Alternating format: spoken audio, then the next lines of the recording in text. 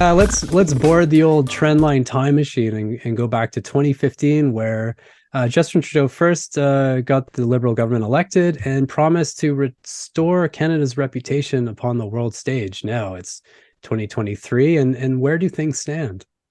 Not so great. Actually, when we look at the trend line and we ask Canadians every year whether they think Canada's reputation has improved, somewhat not improved, or not improved at all, check out the trend line. So in 2015, looks like Canadians with the election of the Trudeau government said, hey, looks like things might get a little better for Canada. You know, in the Harper era, those numbers weren't that great. But when you look at the trend line, you see a slow and steady decline of optimism when it comes to the views of Canadians and how they think our international reputation is panning out. So not so great. You know, the other interesting thing, if you're the prime minister, foreign affairs is usually a big advantage. Like they go on these trips to look very statesman-like, and it's usually good domestic politics. But you know, right now, what's clear is that when we look at the international stage, not a big political draw for Justin Trudeau or the Liberals at this point in time.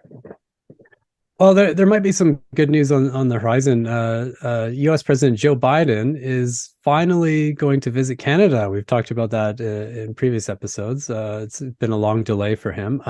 So can the Liberals use this as an opportunity here?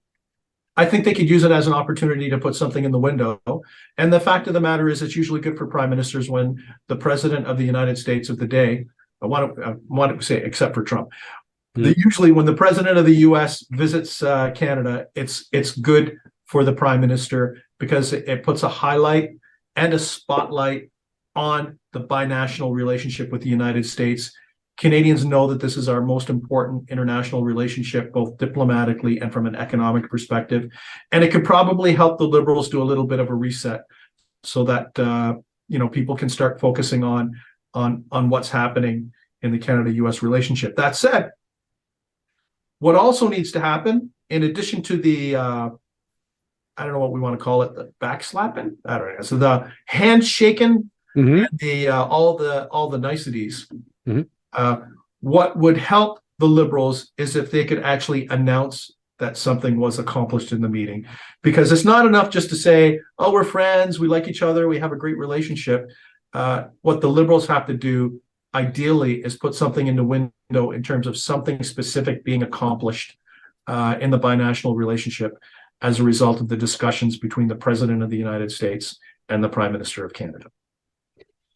Nick, it's interesting. Things were not great, let's say, during the Trump years. There seemed to be personal animosity between Trump and Trudeau. It might be fair to say we had to renegotiate NAFTA, but during the Biden era, the Buy American policies of Biden hasn't been great for Canada, especially in the automotive sector.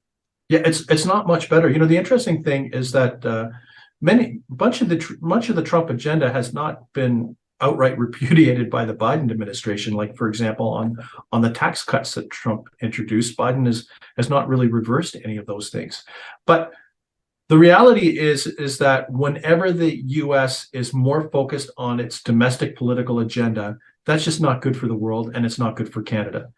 And many times when these policies are introduced, Canada becomes a victim from the perspective of a policy on the border with Mexico has implications for Canadians crossing the border, and the Americans say stuff like, that was not targeted at you, that's because of our southern border. But the reality is that there needs to be one common border policy for the United States, and in many instances the border between Canada and the United States is fundamentally different in terms of the scope, composition, and the things that happen compared to the border between the United States and Mexico. So it hasn't been great, but this is an opportunity for Justin Trudeau to try to re-engage the President of the United States, remind the President of the importance of the binational economic relationship, and hopefully renew things in order to move the binational relationship forward.